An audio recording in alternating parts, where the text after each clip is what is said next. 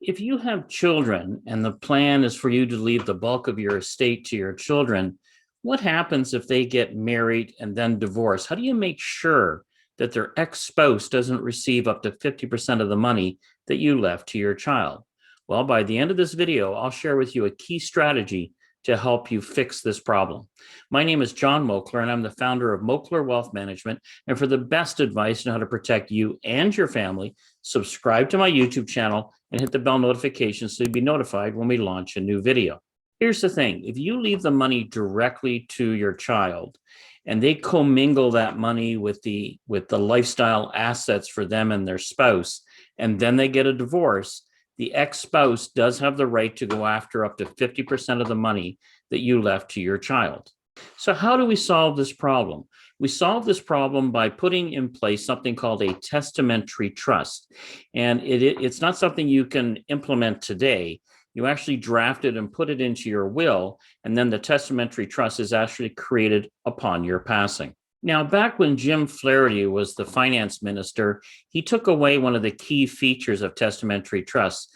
And some lawyers who are not familiar with financial planning might be giving you bad advice by saying don't use testamentary trusts. But there are some key features that we still like about testamentary trusts when it comes to financial planning. So, like I said, one of the first features, obviously, it's created upon your passing in your will. The second feature is the trust is considered a separate taxpayer for tax reasons. So you do have a separate tax return in order to income split. The third feature is that for the first 3 years, it has what is called a graduated tax rate scale. The fourth feature is that it provides for income splitting with the beneficiaries. The fifth feature, which is kind of key, is creditor protection. But the sixth feature is what I see as key, which deals with the Family Law Act in the case of a divorce. Let me explain. So let's drill down into those last 3 points. Creditor protection. If you leave your money in your will directly to your daughter and something happens and your daughter gets sued, then the lawsuit can go after that money that you left to your daughter. But if you leave the money to your daughter in a testamentary trust and then she gets sued, the lawsuit cannot go after the money in the testamentary trust. So a testamentary trust is creditor proof. That's a huge feature when it comes to financial planning. The second one is the Family Law Act, and it deals with divorce. If you leave your money directly to your son and he commingles it with his spouse in the family lifestyle assets and then gets divorced, the ex-spouse does have the right to go after up to 50% of that money. However, if you leave the assets to your son in a testamentary trust and then he gets a divorce, then the ex-spouse can't go after anything. Now, it does require a little bit of education for your son on how to make sure that he doesn't commingle those assets, but as long as they're kept separate in a separate investment plan, then the ex-spouse can't touch the money.